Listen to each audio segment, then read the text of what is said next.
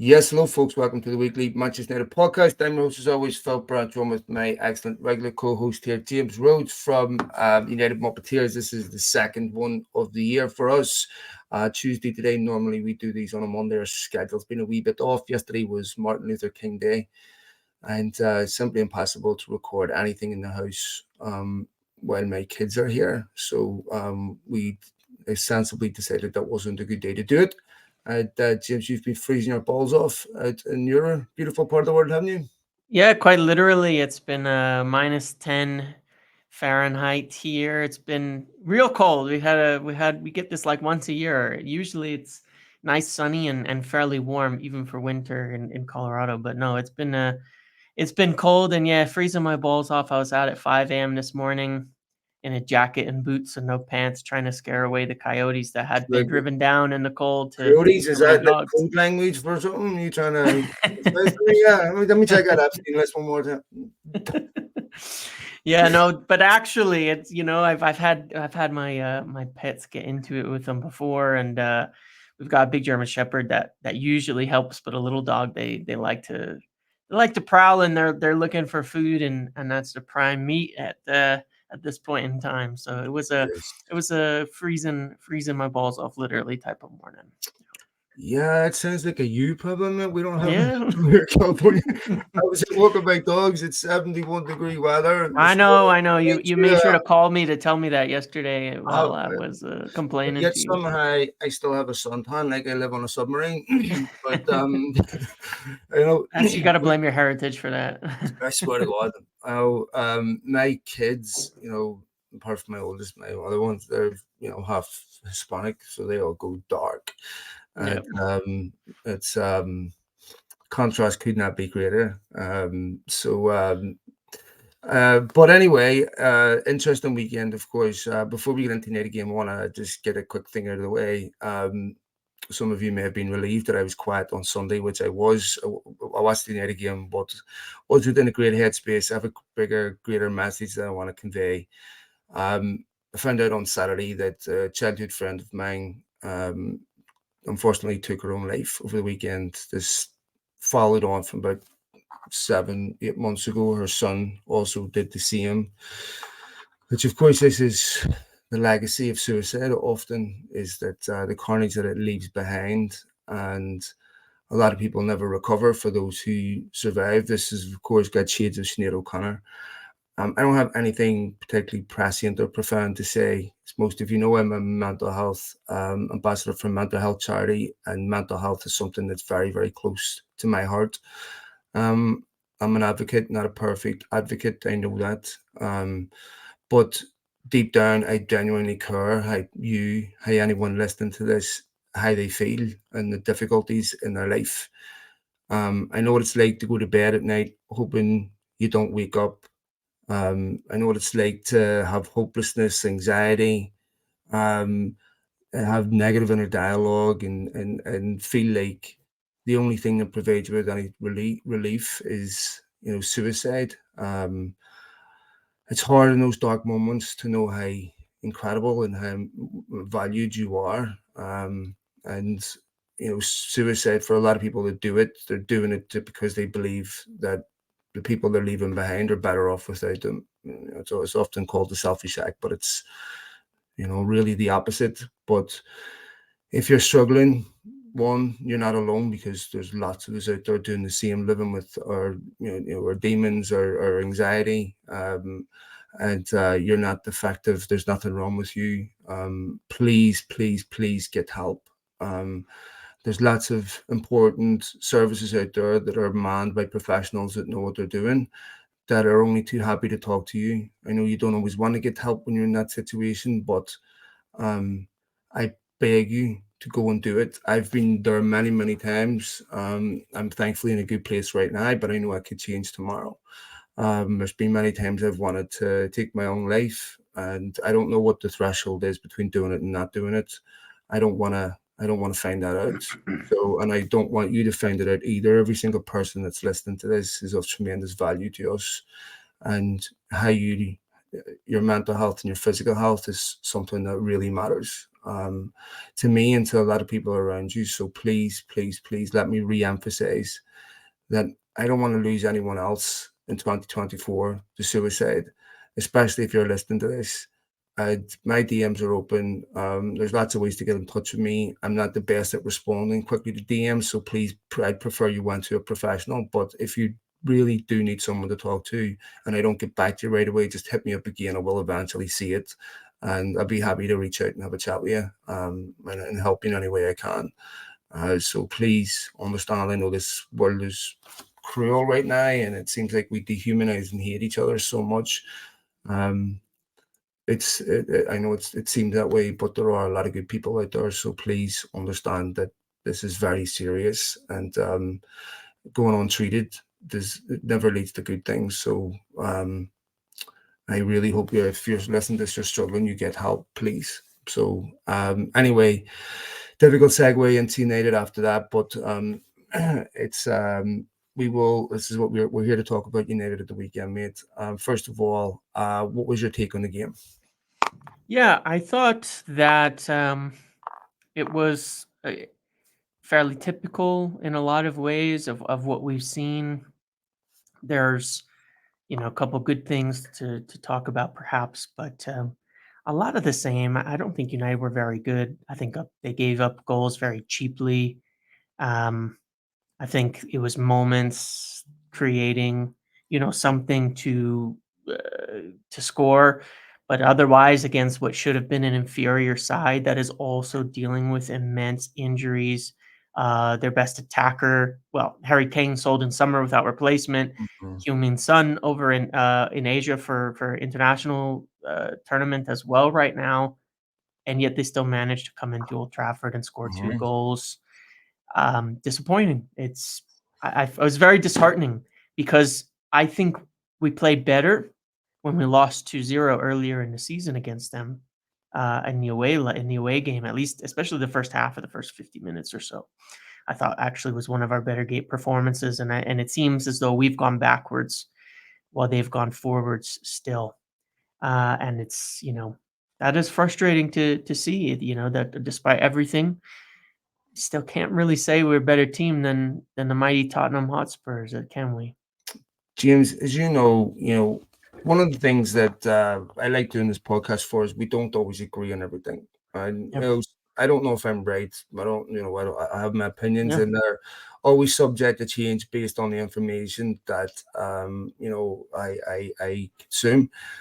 I've been a major defender of Eric Ten Hag. I've said in the past that there are so many problems at United that transcend him that I can't exclusively attribute to Eric Ten Hag and say this is specifically his fault, because so many of the things that we see have gone on for years at United.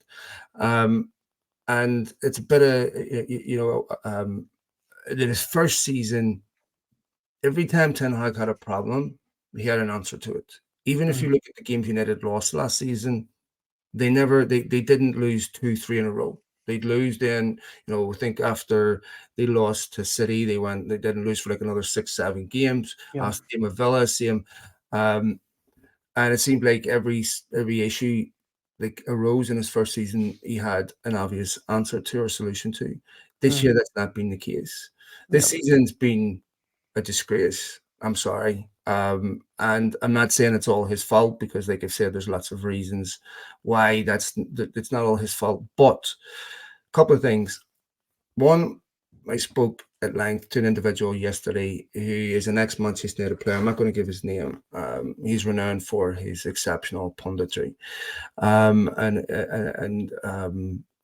a brilliant brain on football. And we had a long talk about Ten Hag. And it was interesting, some of the things he said to me. I'll repeat some of them. But when I was watching the game against Spurs, I'm looking at some of the major flaws that to me should be easy to fix. One, being organised on set pieces. If you go into a club that's struggling at the bottom of the league, the first thing you do is you make them organised. Like, don't give up stupid goals. Set pieces, it's a dead ball. We know it should be standing. Zone of market's not difficult to work out. But it seems to me that United are so atrocious on set pieces, it's hard to believe. I mean, Romero should have Yeah. scored off with a header. You saw it against Villa, John McGinn, I think it was, standing in front of the keeper, then the second one coming in off a set piece. You've got Onana that looks like he's glued to his line, not just on crosses, by the way. We see players coming on straight through against him, or I think it was Awaniwi against Forest, where they broke. I remember a Cardi against him. There's so many times where he just doesn't move off his line, and I don't know if it's trauma from the Wolves game. I can't say, but I'm looking at this going, these are simple things that should be fixed on the training pitch. United don't learn. They concede immediately after they score. I mean, you look at Villa, both times they scored, they almost conceded immediately. At Spurs away, they play well first half. Second half, they concede within 4 minutes of the restart. This time they play well first half, concede within 2 minutes of the restart.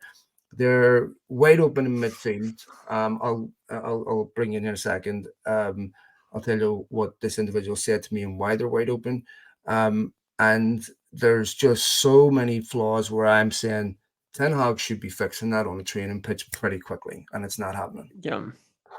Yeah, absolutely, absolutely. And I think that's the biggest sort of failure overall there, is that if teams at the bottom of the league can fix those issues, you can't say it's the players, that you don't have the players to defend off set pieces well. It has nothing to do with really the talent of players. I mean, yes, there is a degree of it if you lose the individual battle, but more often than not, you watch those set piece goals, they have no idea what's going on. It's a free man. It's not somebody making a huge leap, Yep. a Ronaldo-esque goal or something like that. They're confused, they're lost, they don't know what they're doing, and someone's running free, and they get a free chance at goal. It happens over and over and over again. And on the converse side, it never happens for United. They never have a free man on a set piece. They never get free. They look terrible. They do these short ones. I'm not against short set pieces, short corners and things like that. They can work.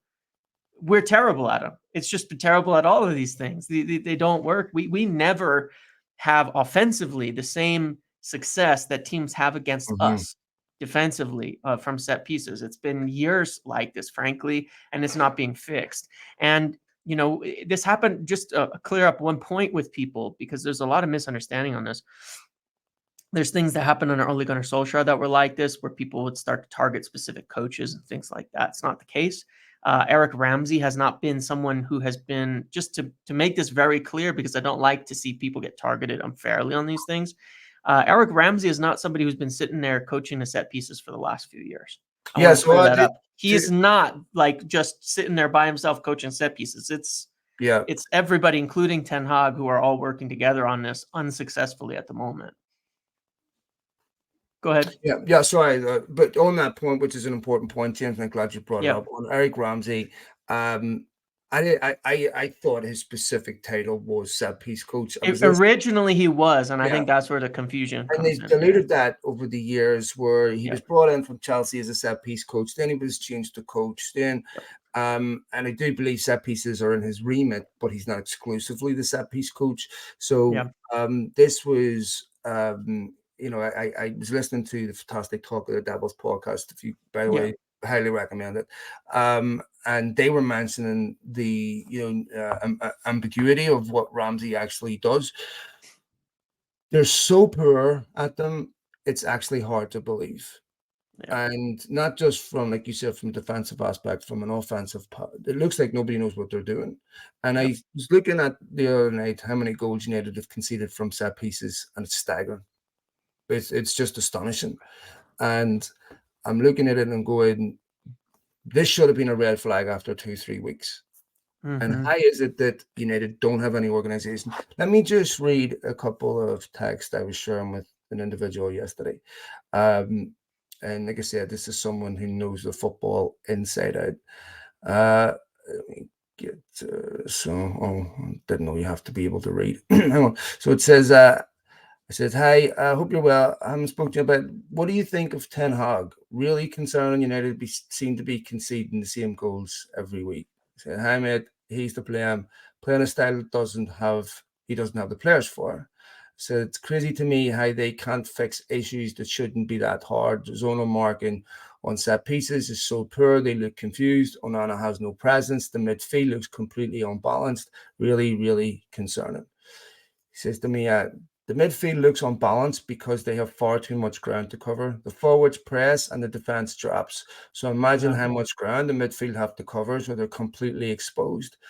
It's impossible. Set pieces is down to a lack of leadership on the pitch. Nobody is taking ownership and organizing. That's major criticism of the defense, where they should be organizing. I remember Christian Eriksen being asked about this a while ago, actually, and he also blamed lack of concentration, which is unforgivable.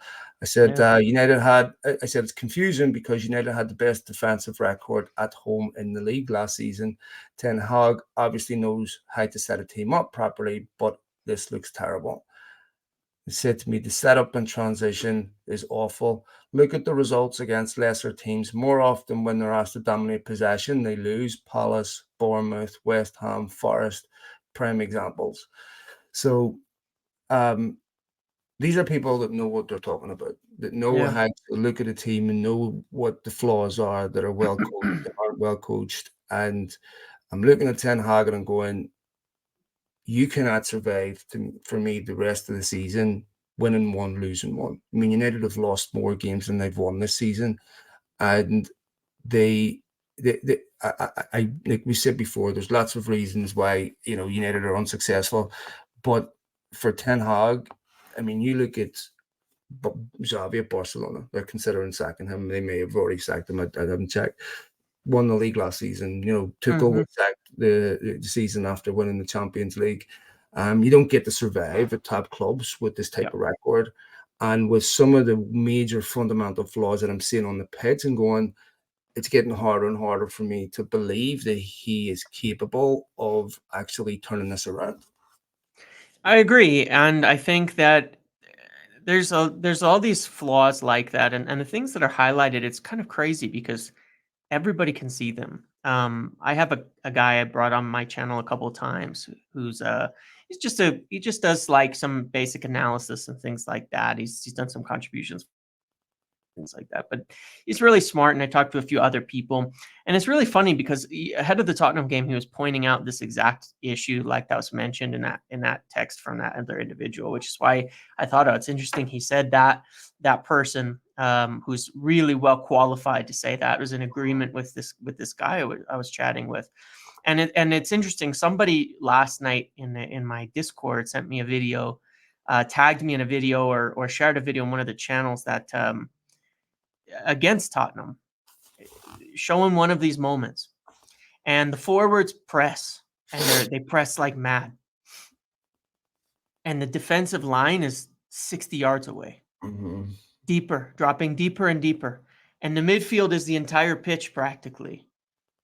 And so they make one pass through, and they're just running free towards the goal. And he was specifically talking about how against, for instance, Aston Villa, especially in the second half, the fullbacks came up really high to support the wingers to where they were practically right behind them. So when the wingers press, the fullbacks are all the way up there. Johnny Evans was in the opponent's half, pressing, tackling, all of that. Everybody was in the opponent's half, even out of possession. It was together, makes it very compact. That's the goal, right? Instead of these massive spaces, and United were able to come back. But we only do it once in it's random. It's disorganized. There's no pattern to it. There's no continuity where you say, well, that's what works. Let's do it every single time and do it successfully. There's no continuity with United. The things that work don't get continued. The things that don't work often do continue. And that I don't understand, and I think has to be on the manager, because it's the same players. They were able to press 2 games ago, 3 games ago. Now they can't. They were able to organize together. Now they can't. They were able to do this together. Now they can't. Something's wrong with the way that is being set up. And then, the 2 biggest factors that I have as well that I wanted to speak about, or it's one factor, but involves 2 players. And I think this is my biggest issue with Ten Hag this season overall is, at the end of the day, I think football can be pretty simple. You play your best players in their best positions and you let them perform. And you get a lot out of that when you have good players. You get a lot. It carries you a long way. And it did a lot of the work last year. I think there was essentially, and we could call it a purple patch. I think we spoke about that. But there was a 3-month purple patch where United were very good. And that 3-month purple patch very much coincided with incredible performances from Marcus Rashford, Casemiro, and a few other people individually, covering, scoring goals, things like that. Rashford has 4 goal contributions in 4 games. In the last 4 games. Garnacho has, I think, 3. Højlund now has 3. Suddenly you're scoring 3 against Villa, against Wigan 2, I think again, 2 against Tottenham. 3 games now, suddenly you're scoring goals. Why? It's not complicated. You did the thing that should have been done all season. You put Marcus Rashford back on the left. You got Antony as far away from the pitch as possible. And you put Garnacho, Højlund, and Rashford together in a setup that plays to their strengths and let them do the work. It's not perfect.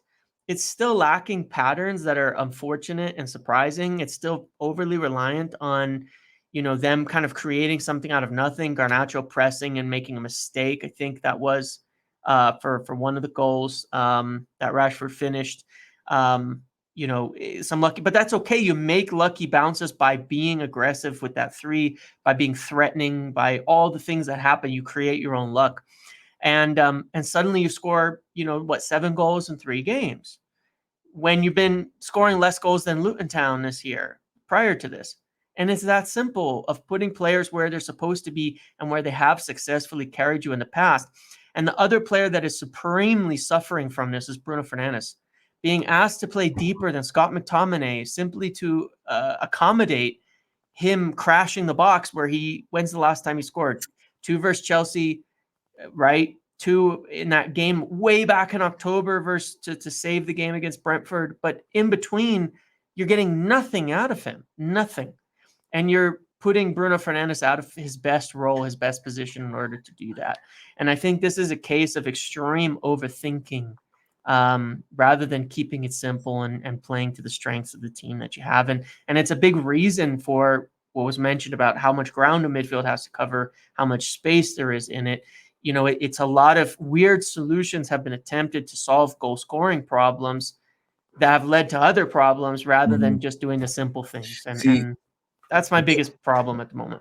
That's one of the issues that Ten Hag has had. It's either been one or the other. He's never been able to find a balance. So either you get a Liverpool performance at Anfield where it's defensive, pragmatic, you really don't have anything on the attack, or you get reckless abandon up front where you're wide open at the back. Because United haven't controlled the game all season.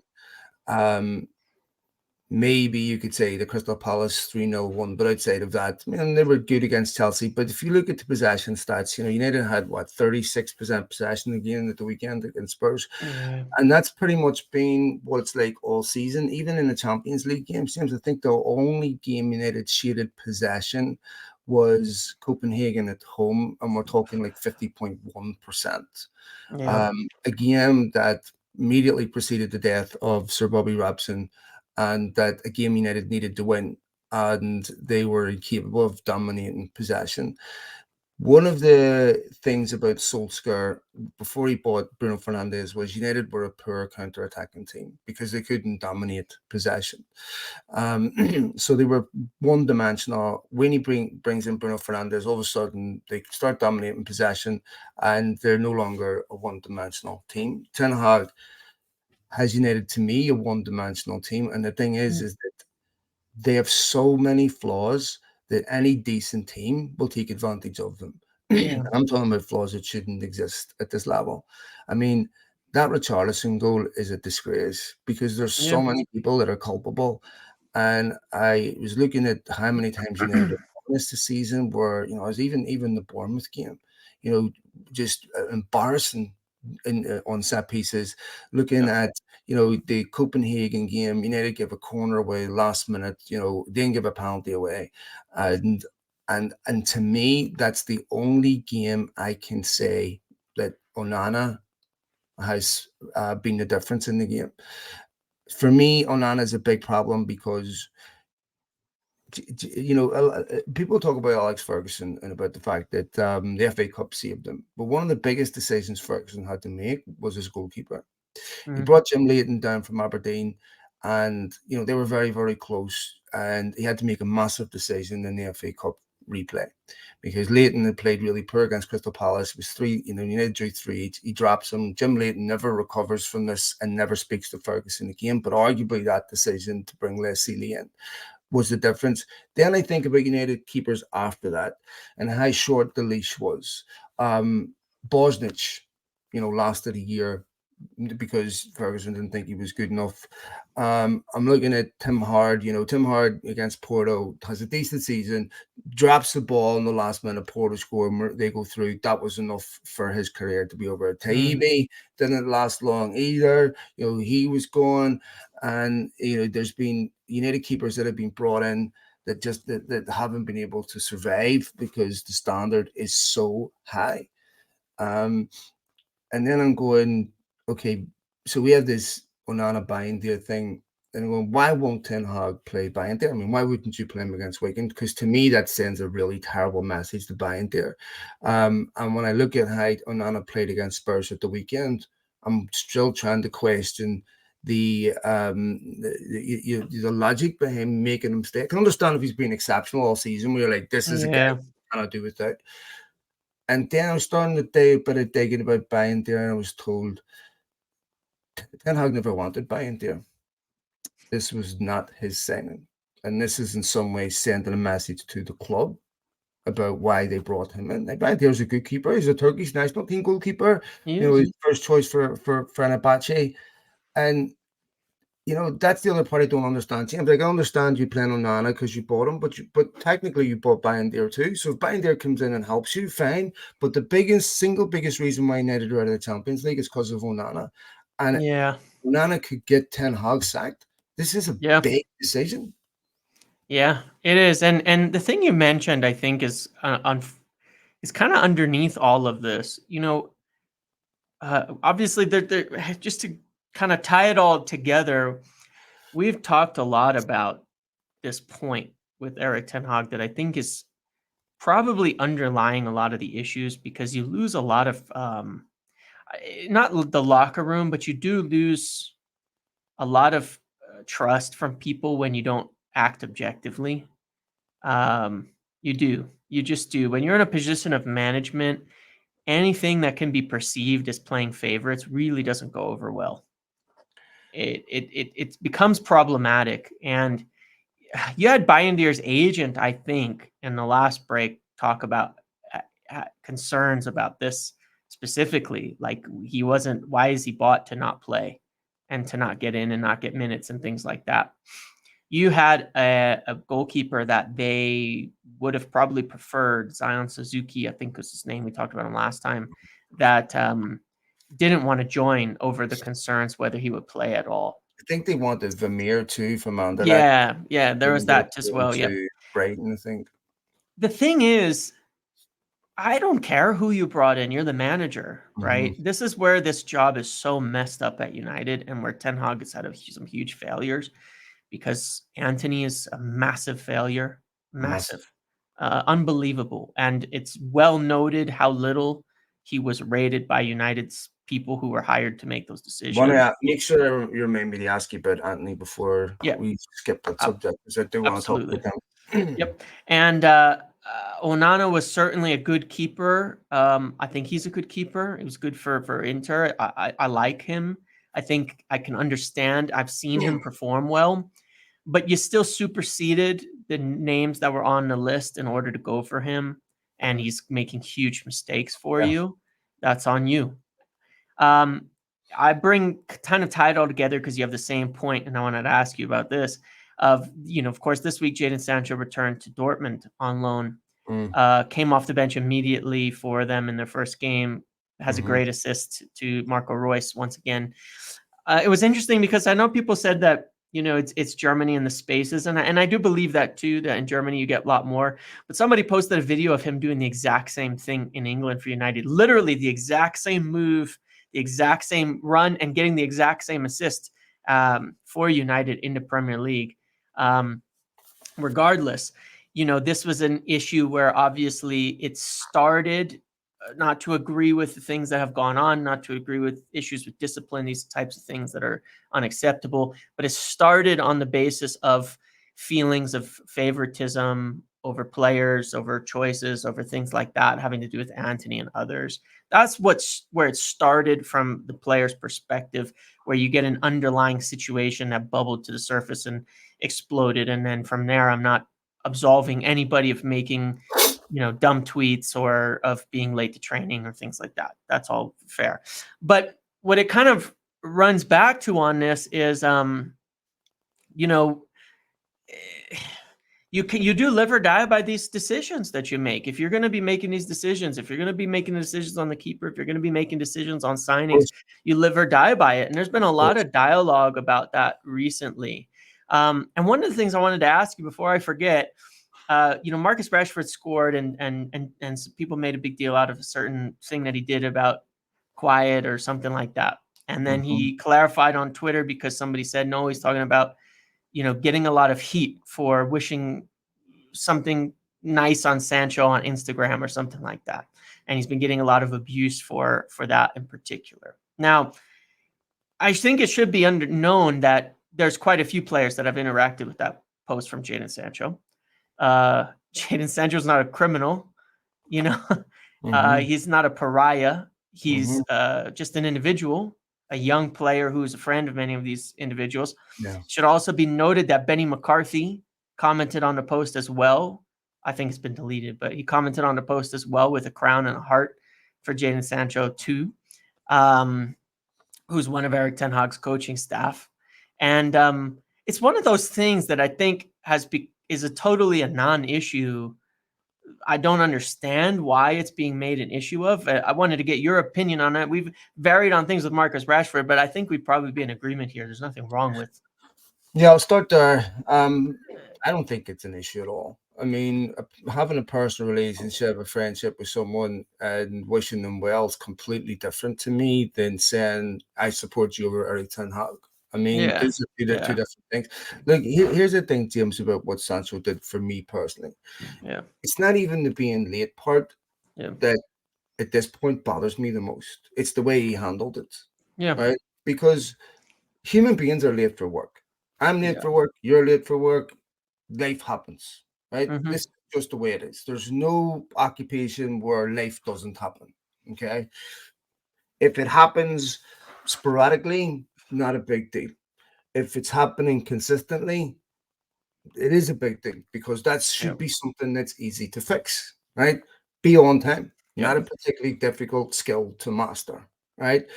I don't think Ten Hag handled it perfectly. I don't understand what the benefit was to come out 3-4 days after the January transfer window had closed, and you've got the issue with Antony, and actually, go in public with this. I mean, it probably the time to do that. If it'd been an ongoing issue, the time to do that would have been a month before.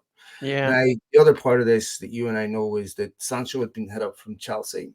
Well, the last 2 weeks of the window, I think it was, there probably was conversations going on before that, and he was keen on the move, right? Didn't happen. I don't think Ten Hag was particularly pleased about the way it developed later on. Now, if you remember back this summer, there was lots of credible reports you had been listening to offers for Sancho, which was entirely true. So here's the thing with comes to favourites. Every office in the world has employees that think their boss plays favourites. And sometimes that's correct, sometimes it isn't, right? Now, the problem for me with Antony and Sancho is in a similar situation in that if Sancho's playing exceptionally well, then I can easily say, you know what, he is playing favourites. I don't want Antony in the team, right? And I don't understand why he's not playing. But he hadn't been playing. I mean, James, I look back at his United career and I can't remember a specific time where he's been blistering form. And this goes beyond Ten Hag. So sure. Jaden, it's been a few years since you've played well. You've lost your place in the England team. Wasn't Ten Hag's fault what happened last season? The club supported you. It wasn't your fault either. I understand that, but if I felt that he owed a debt of gratitude to the United fans, and I felt that that have supported him incredibly. Mm. Think what you want about Ten Hag. It doesn't matter. You can hate him. You Yep. can think have no trust in him, dislike him, but the fans deserved a bit better because they stood by you. Yeah. So I Yeah. felt that, and this is why the Hawk talks about on coming back, these are the things that we have to deal with, in my opinion. One, how quickly he refused to apologize, despite the fact United were in a mess and the fans deserved Jadon Sancho on the pitch. Two, the thing that he did will not isn't conditional upon who the manager is. Whoever the Correct. manager is, Yes. you need to be on time. Simple as Yeah. that. Right? That Yep. doesn't disappear because a new guy Yep. comes. Yep. And so to me, I think these are the issues that, I mean, Sancho is a good player. There's no question there's a major quality difference between the Premier League and the Bundesliga. Yeah. So you will get, and what Sancho did, I know he can't do. I hope he goes there and he plays really well and reinvigorates Yep. himself. I really do. And I expect with the point to prove, being back somewhere that he appreciates, he probably will. But to me, I still support Ten Hag overall in who's between who's right and who's wrong. I just don't think either of them handled it particularly perfectly. Yeah. Just on Antony Haber, this was the first time I'd heard Ten Hag show irritation. And it's not always easy to tell because Ten Hag's English is not perfect. And I Mm-hmm. think sometimes that gets him into a bit of trouble because he probably says things he doesn't mean to say in exactly that way, like that comment about took Casemiro off because he wanted to get more football. Casemiro didn't appreciate that, by the way. I think it was against Brentford. I just think sometimes this is an issue with his language and how he expresses himself. But he turned around and said something, and honestly, this just looked like my father-in-law. Typical Dutch directness about what's going on with Antony. And he goes, well, he's got off the field problems, and he caused them, so he needs to fix them. And it's like, okay. And I can sense that irritation with him going, do you know what? I've made lots of different excuses, but in some way, in some sense, this was almost the same as what he did with Sancho, that your off the field activities are affecting how you play on the field. You Mm-hmm. need to fix these. And so for me, I was like, that was the first time I sensed any type of irritation from Ten Hag towards Antony. Yeah, for sure. I think so, and I think it's become indefensible. His form, his play, missing games, some of which I think when they've said illness or a knock are not illness or a knock, but rather dealing with those off the field issues, that we don't need to get into because there's nothing for us to share or say on that. That's important. But I suspected that was the case in a few instances, and obviously Ten Hag commenting on that in particular, I think says that's the case. And yeah, I mean, unfortunately, that doesn't change the situation for Antony or Ten Hag in this, which is that it's been really bad. And I think, unfortunately, as well, I think and I know from some conversations we've had uh, that it was pretty well known that Antony had off the field issues before he was Mm-hmm. signed, and that it usually led to problems with his form and his play. And it was one of the concerns raised by people at United that was just kind of cast aside. So I think it's true and it's unfortunate, and yeah, and I don't think that there's a good answer for Yeah, that. so on that, James, Yeah. I was asking Franz Hook about this, and I might have mentioned it last week on the podcast, so forgive me if I did.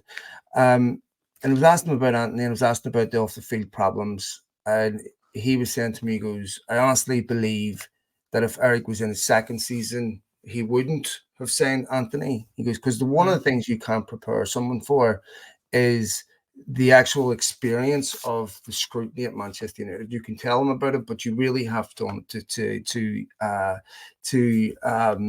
experience it, to understand it in a clinical sense.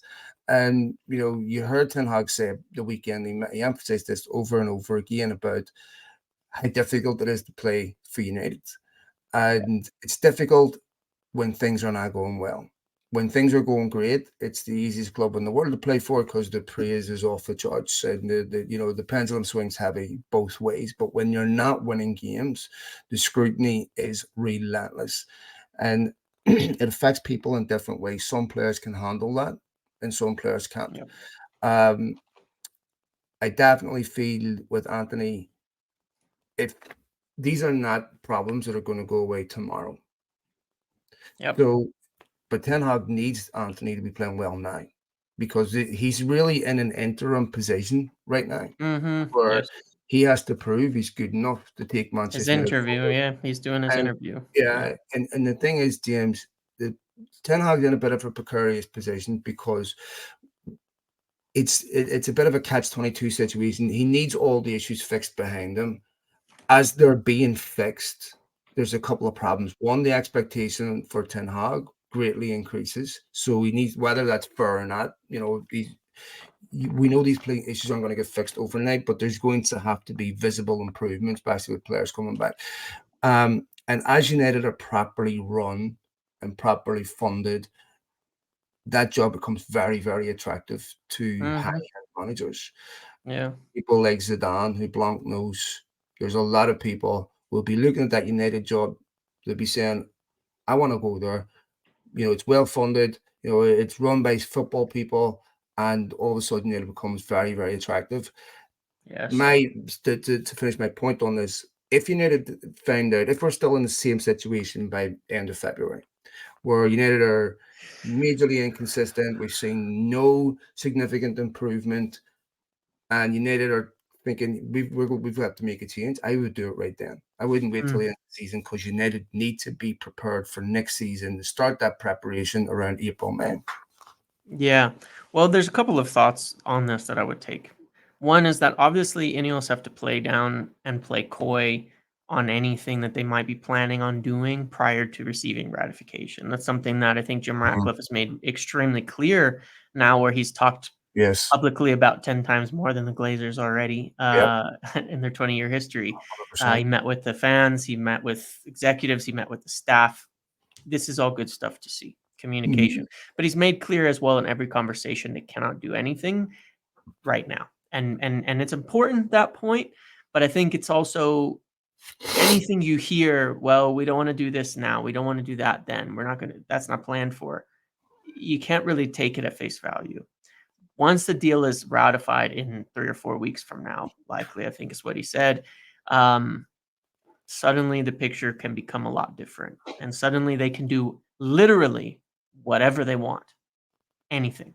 It's written in there. They can do whatever they want on this. So yeah, I think they have been, as we've talked before, planning for those kind of contingencies. If the person they want is available in February or March and they deem that they're going to make a change, probably good to do it then. I think there's a risk if you do it too early. Like, let's say you were to if you had sacked Ten Hag in November and you bring in a new manager I agree with that. where you can't fix things mid-season. They have 6 months. It looks bad. They have a bad season. It can really set them up for failure. But you bring them in March or something like that, nobody's going to blame the season on them. Nobody is going to pin a single thing that happens because they've only been in the job 1 or 2 months. You might get some familiarity with players, and it's not going to hurt your recruitment and things. So yeah, I think if things don't turn around and they decide they want to change managers, they should do it then if possible. If it's not somebody who's in a job, because there are obvious potential candidates and names that have been thrown out there that are in a job and they're not going to leave till the end of the year. Yeah, but even on that, James, I would be okay with them putting someone in on an interim basis. Sure. Because the way the club's going to run, mate, as we know, it's not, there's going to be football decisions made by football people outside of the managers. So they would still know what their recruitment process is. Correct. And even if it gives you a temporary lift momentum to finish the season strong, Champions League is really important for United commercially, and for flexibility in how they recruit and how they expand on other areas of the football club. And the brilliant Swedish Rumble, I retweeted one of his recent tweets, which illustrates just how precarious the situation is and how how much harder it becomes to start to claw back the big boys the longer this goes on. So, fifth, I think fifth gets you in the Champions League this year. That's still a very obtainable goal. And Yeah. I don't think United should allow their season and the potential fifth place finish to go up in smoke. You're not wrong. Yeah. To do the right Yeah. thing by Ten Hag. Listen, let me say this, and I've said this many, many times. Personally, I would prefer he was successful and that we didn't have to have this conversation. But success to me looks like an exciting attacking United team that can, that aren't just finishing top four, that are competitive for major trophies. You don't have to win them every year, but we're looking at a United team that starts the season with a realistic chance of competing in the Champions League, Yep. winning the Premier League. And if you fall short, if your goal is to win the league and you fall short, you finish second or third. If your goal finished in top four and you fall short, you're finishing sixth and seventh. This is part of the problem is the focus has to be on, we have to get a team that is capable of winning the league. And so, that to me is what success looks like with him. Yeah, for sure. I would agree. And I do agree. If there's a way to salvage it to get Champions League, it would be important. And I do want to say with some certainty, as far as I know, that I believe, I don't know how it'll look publicly, but I strongly believe they're going to make that decision regarding the manager for next year in March or even potentially sooner. But that it's not going to be a wait till the end of May to see what happens, whatever that decision is. If it's Ten Hag, if it's they have somebody in mind and they're going to hire them. When the changes occur, if there's a change, I don't know, but I'm sure that they're going to make that decision in March, because from everything I've heard, they want to have these plans really, really strongly lined up. And that includes, of course, the transfers as well. And I think it's important to touch on that. There's a few things that I want to mention that I've been told in the last couple of days and weeks that have been kind of building. Number one, it's interesting. I was told there'd be a good focus on outs, especially for FFP room and things like that. And you're seeing a lot of younger players who have not been getting minutes, getting their moves that include options and potentially buybacks. Alvaro Fernandez, Hannibal Mejbri. These are players that have not been getting great development, where United could potentially be seeing 8, 10, 12 million in profit, which is a huge, huge. It's the reason Chelsea can keep spending money like crazy, because they've always been so good at selling academy products like that. And it includes buybacks, most likely in these cases, that allows you to bring them back for a not exorbitant fee if they turn into this great player, if the options are taken up by the teams that they're passing them to. So I think that that's been a good sign. I think there's a good chance Pellistri will go out. There's some talk, there's a little confusion on this, but there's some talk of Ahmad potentially going to Middlesbrough as well. You feel like United might be a little bit short if they do all of that, but at the same time, it's not like these players have been doing much as of yet. You have a lot more players expected to return, potential solutions. So it's a balance of long term. It's probably better to get these players out, get them playing, get potential options in place if you're not sure if they're going to be first teams, but have routes to bring them back. I think that's forward thinking. And I think that does involve INEOS's input, at least prior, not as owners, but prior, when they were given that transfer plan, to say, hey, this is what we think about this. This is our opinions on all of this. And those decisions are currently still being made by the other people, but they're not changing. And the same thing with Jadon Sancho, for example. I think the loan move is a huge win-win for United in any way, shape, or form, and Sancho too, to be fair, for his career. He goes and he does really well at Dortmund. It's, let's say, right, and I think he probably will. Just the comfort, the mental aspect, the league, the familiarity. He's already started off well. Then you have your choice of player can return. Maybe if things are resolved, if things are perfect, if things are working and you think you can handle it and you have an asset, or you can sell them. You can sell them and you can get big wages off the books and a good fee for a player in there. And it gives you a lot of room. I think it's most likely at this point in time that he will be sold come summer. I think that is more the line of thinking at the moment, is the more likely way it'll go.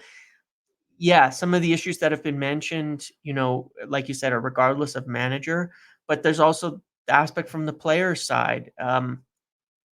it's hard to remove the distrust between a club and a player just by changing a manager or changing staff. It doesn't always resolve like that. And sometimes the situation just isn't what you want it to be.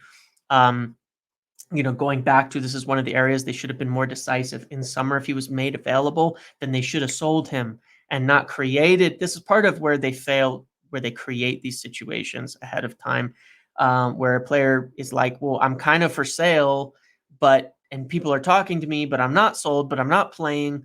What's the point? And it creates these problems as well. And they should have just sold him. I'm okay with that. They should have sold him. If they were thinking about it, they should have just figured out a way to do it. And that's where I hope, under INEOS, it'll be more decisive come summer.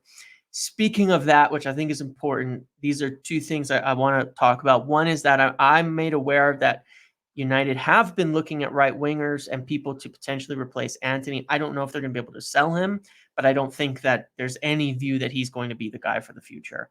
And they're looking at replacements already, which is a pretty bad indictment of the signing when you spent 85 million and you're looking for a replacement in 2 years. They've been looking at names we've discussed in the past, some of those. There's going to be a lot more, and I think come March, February, I have a lot of those names. But the other area I want to talk about in particular, because it relates to all of it, is the center back situation. I think there's going to be a huge overhaul here. I think you could very much potentially see, of course, Johnny Evans. I think there's an option, but it's going to be a bit up to him, what he wants to do, and as well. Lindelof is on a short extension. Rafael Varane will probably leave. I don't think he's quite happy at United at the moment. Harry Maguire probably will still want to go somewhere where he can be, and fair to him and to United, he's had a pretty good season. I think he could fetch a decent fee at this point and go to a decent club for him as well.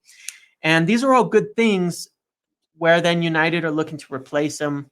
And a big name I want to talk about is Gerard Braithwaite from Everton. He's really, really highly rated. Everton have this huge problem because of the sanctions and, not the sanctions, the league sanctions is what I mean by that, for rulings on FFP, on financial breaches, on all that. More points deductions, more penalties. They're, I think, taking loans out to pay wages and things like that at the moment.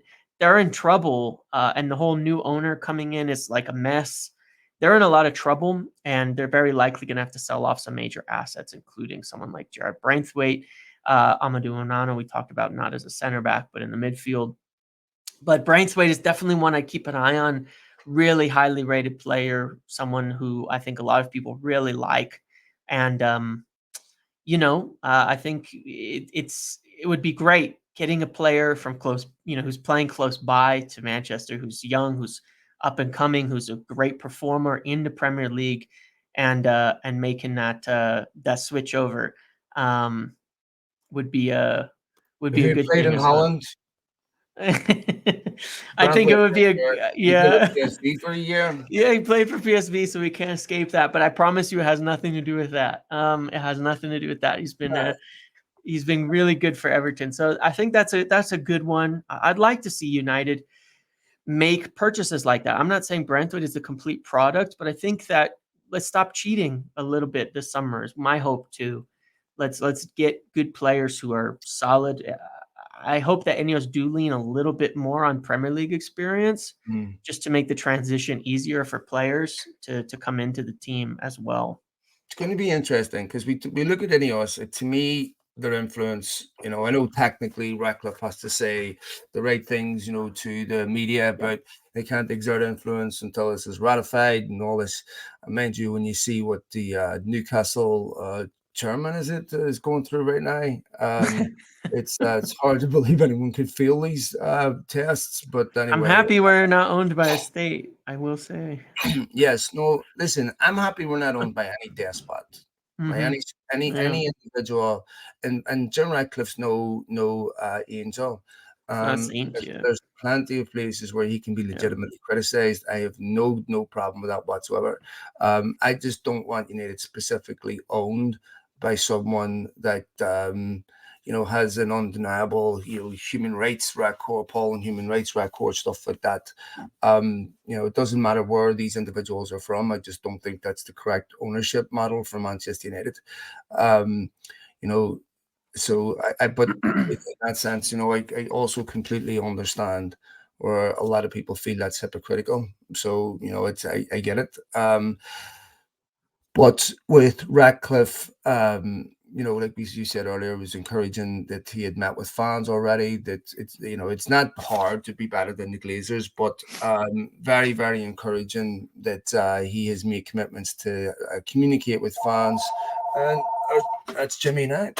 Um, Giving you you're calling up to yeah, tell this you is that the check's gonna be a yeah, little late because this is he's PR. gotta. Yeah, it was the PR.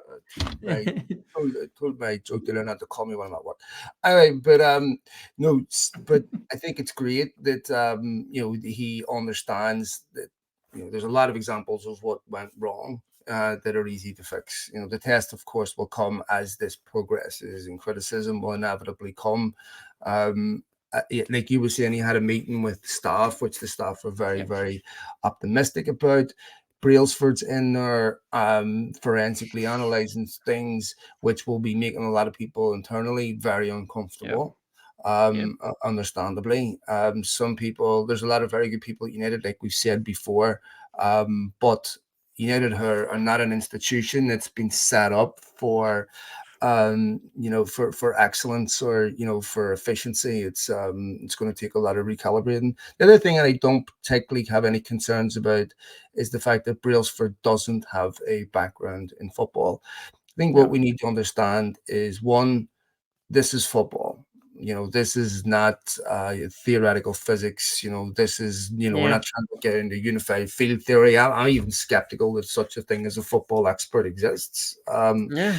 So I think getting a really good football team on the pitch is not overly complex, and the integration of data is very, very important. Knowing Yep. what data infers, knowing how to read it, and how to get optimal performance from an athlete requires you to have expertise in many different fields. So it's all about how you use that data. If we were saying Brailsford's going to pick the next team in the tactics, no, then I would have concerns. But I'm not Mm-hmm. concerned he doesn't have a Yeah, I don't background think that's an issue. in football. And nonetheless, he does have some shady stuff in his background, which is fair enough. Criticize him. Um, don't eulogize Listen, people. Mm, Liverpool, half their team has asthma. They're on these inhalers. mm, I'm okay with a little mm. bit of sudden, Look, asthma diagnosis team wide, and yeah, look, suddenly they can to keep me, up the press for 90 minutes. It's okay with me. if I'm not there's, gonna. look, there's if they're doing things within the acceptable parameters of bend not break certain rules, Yeah. then I'm okay with it. As long as it's in line with what everyone else is doing. Uh, yeah, I exactly. and yeah. So, but anyway, and to me, it's obvious you can see an INEOS influence already, because I've never seen United move this expeditiously, even with players going out ever. Right? Yeah.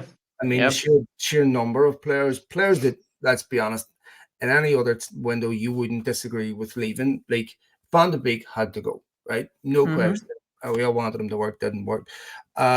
Mesbury, to me, talented young player, but he's at a point now where either you're Yeah. obviously good enough or you need to go.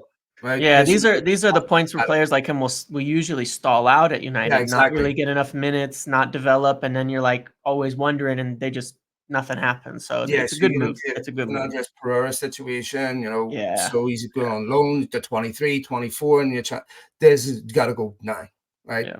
Yep. Regulon had no problems with United cancelling that loan deal. Yep. I wouldn't even be 100% against if United terminated the Amrabat loan deal, Yep. because I don't think I he's don't. pivotal, especially with the emergence of Kabi Minu. I just Yep. don't see why. I mean, clearly they're not going to make that deal permanent, right? Nope. Obviously not. Nope. And I'm not criticizing the player, because obviously some of it's not all his fault. Amrabat came Yep. in, injured, thrown in at left back, mishmash, and what we talked earlier about how exposed the midfield are. Yep. So, and then there's the other deals, the Alvaro Fernandez, of course, where they're going to sell him loan to buy with Benfica, which I would have preferred to see him stay, but I don't think Ten Hag rated him that much. Yeah.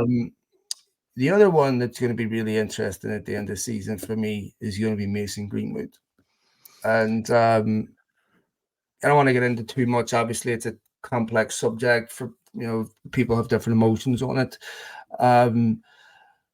But I just wonder how that's going to get handled at the end of the season, and whether there is a potential. I'm not pleased to say this. I'm floating a hypothetical. I'm not recommending this. Whether United may feel at the end of the season that this issue is sufficiently progressed to the point where he can be brought back, or do they sell him? I don't know. It's going to be really interesting, because even if you sell him, James, and you profit off it, is that morally and ethically any worse than bringing them back and playing? So to me, I think it's going to be interesting to see how that gets handled at the end of the season. And Just on that, I strongly suspect he'll be sold. At the end of his, not, I say brought back because at the end of the loan to his current club, who will be brought back and then sold. There are major Spanish clubs with interest in him, because he's performing well in La Liga, and they're seeing him on a weekly basis. They see his talent. They're a little less scrupulous about these kind of things in other leagues, which is fine. I'm not actually casting a judgment on them. It's all I how think they United would decide. be exactly the same. English clubs would be the same. It's just the media reaction's a bit Yeah, different when it's United. pretty much. Yeah, it is media. I mean, the media don't care as much about it. They don't cover it in the same way, and so it is what it is. If he goes to, Barcelona, Atletico, or Madrid, who are all having some interest in him, I don't think it's going to be a problem for them with the media. I think they have better relations with the media in general too, and maybe more tied relations, I should say, between the media and the teams there. I think that's the most likely thing, but I don't think that there will be much dismay at using the funds sold for the purposes of rebuilding the team. I think Palestri, that's what's likely going to happen. Yeah. another one that's going to go out on loan. Yeah, to Granada, it sounds like. They were going to send him out on loan at the end of August.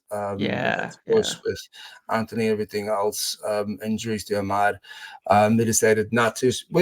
To me, you can't send Ahmad and Palestri out on loan. To me, yeah. of the two, Ahmad looks a better player to me than Palestri. Yep.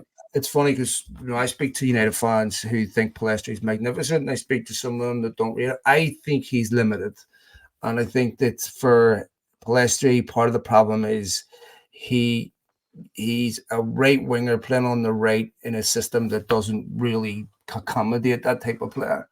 Yeah.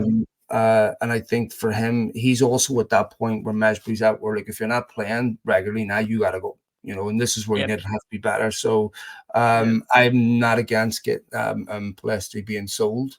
But on the bigger point, James, with all these players going, obviously a lot of this is players that need to go anyway. But does this give you the indication that United are gearing up for a big recruitment drive in the summer? Yeah, I do. I think it's going to be quite big, and I think that is kind of the point. They're looking at as much space, funds, and an overhaul as possible. I think that I'm going to use a word you hate again because it just cracks. I would say project. The new project that they're putting in place now. But realistically, if you're going to appoint new directors of football, they're going to have an idea in mind for what they want to build. And some of it's going to be utilizing what you have, and some of it isn't. And I think they're going to really want and put in place a team with an identity. And United has been such a mishmash of different ideas and philosophies.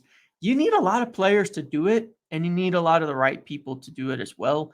And you need good players. You can't just buy 10 mediocre players who fit at United. You don't have the, you could do that at Wolves or somewhere like that to say, okay, we really want to play this way because it's going to keep us up. It's going to keep us in the Premier League. It's going to keep us here, and then we can build on it. You can't really do that at United, so you're not going to buy 10. You need to buy 4 or 5, probably really quite good players. Not necessarily all the finished products, but good players that fit a certain direction, philosophy, and concept. And I think that that's what they're gearing up for. And I think that because Champions League is not a guarantee, they need to make as much space as possible financially. And so Martial wages, Varane wages, Maguire wages, Sancho wages, selling youth players up, they could free off a lot of money to where, I mean, I quite literally, not to put giant expectations on it, but quite literally, they could spend 300 million, on players in the summer. Viably from a limitations perspective, they could, and I would like to see it. I think that if they're going to appoint new directors like Ashworth, Mitchell, these type of guys, if they're going to end up with a new manager, I think that's going to be what has to happen to take any sort of step forward in the next season and see some real progress. So Okay, yeah, I think that's the plan. let me ask you quickly on Eric Ten Hag, because I know we did talk Yeah. about him a little bit earlier. Um, when people buy football clubs, they very rarely stay with the manager that's in place because, like you said, they have their own ideas. I think the right thing for Yes. them to do is to give Ten Hag the opportunity. But if you look at when, I think Mark Hughes stayed in the job for a year after the City got rid of him. FSG brought Klopp in after a few months. So for me, what does Eric Ten Hag, or for you, what does Eric Ten Hag have to do between now and the end of the season to keep his job? It's a really hard question because there's ideological problems. Mm-hmm. And I think that regardless of what happens on the pitch, that supersedes it. He has to accept that he is not going to have the same role he had before. I don't Mm-hmm. care if it's written into your contract, because that's how you lose your contract, is if you won't accept those changes. So that, number one, accept those ideological differences and accept the changes that are coming, because they are coming. And the word ruthless has been said many times when it comes to this INEOS thing, privately and in discussions with people. Even Must, said that Jim Ratcliffe brought up that word ruthless. You have to accept it. It is my way or the highway with these types of people. You don't become, when you're talking about really successful business people, which they are, it is my way or the highway. You cannot argue it. These people are worth 50 times the value of Manchester United, frankly. That's the truth of it. And so that's one thing. Second is the performances obviously have to improve dramatically, but not eventually now. The next 6 weeks, I you've got to agree. start racking up points. You've got to progress in the FA Cup and Yeah. probably win a trophy and get into the Champions League. I think that's about what it would take at this point, because finishing a little bit better isn't going to absolve you of what's happened so far. So it's got to be a really good finish on the pitch, and I think that's what would have to happen. Yeah, for me, same. I would have to see clear evidence that the problems that United have experienced this year are being eliminated as players come back. There's obvious improvement. United are controlling games. There's no reason why they shouldn't be controlling certain games. I think some of the biggest indictments against Ten Hag is the fact that someone like, De Zerbi, Areola, Postecoglou, all have been in their job less. Brighton have had an exorbitant amount of injuries. Spurs have had a lot of injuries too.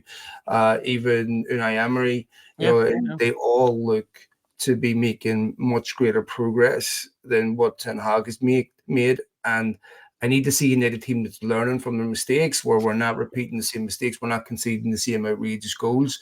And lastly, because one thing that he's never really accomplished is he's never really got United scoring goals.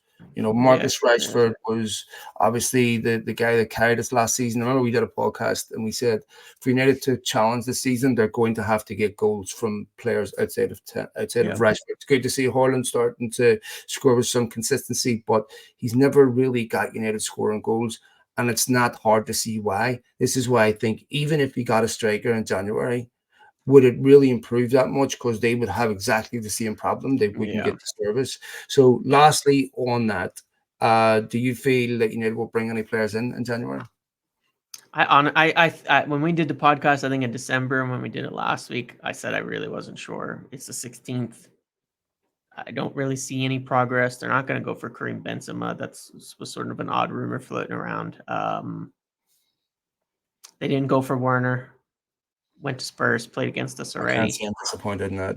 I can't either. It was funny watching him miss chances, and when we were talking just about how I don't see how he solves our goal scoring problem, but Is there anybody that changes the game for United, or I is it think just an exercise in, you know, trying? I guess for the sake of trying. Yeah, so this is the point is that Mason Mount still is someone that looks like but I mean it hasn't had he's been signed and he's had zero impact this Yeah, January, yeah, so you've got him to come back, right? Which should be back in the team. You've got Casemiro to come back. You've got obviously Lisandro Martinez, which was great to see him back on the field.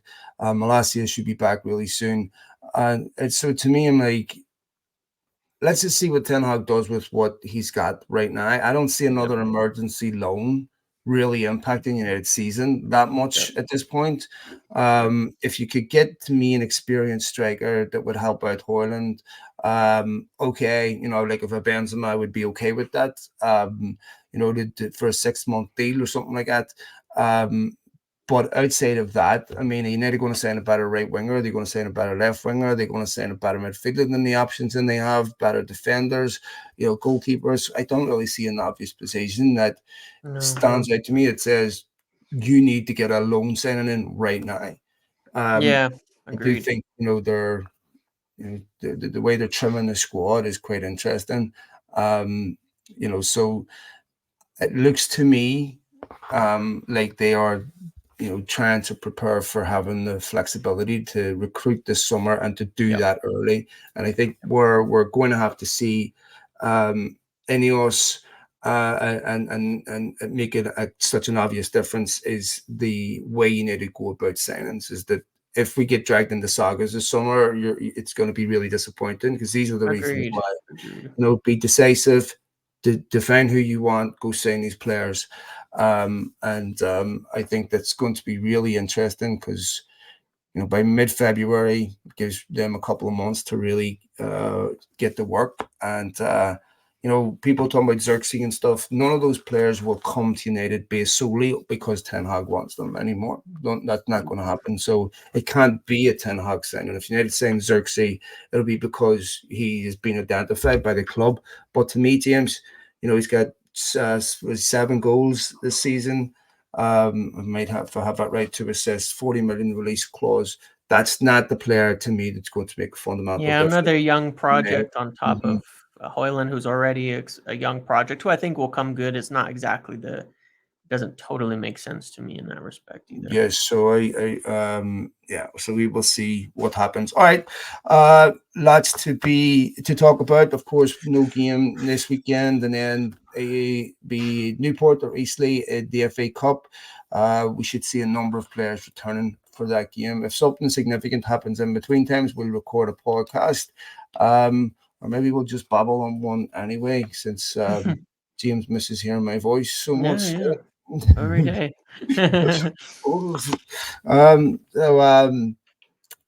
We will see what happens, folks. So thanks to all of you for downloading the podcast as usual. Thanks for all your support, downloads, retweets, your follows, everything else. Very, very much appreciated. And big thanks to my colleague here, James. If any transfer stuff comes up, we'll do some more Yeah, for podcasts, sure. and we'll try to get some of these people that I've been talking about on like text messages to come and chat with us on the pod. So we'll see. Sounds All right, good. see you later, mate. All right, brother. See you later. Thanks, Thank you all. bye.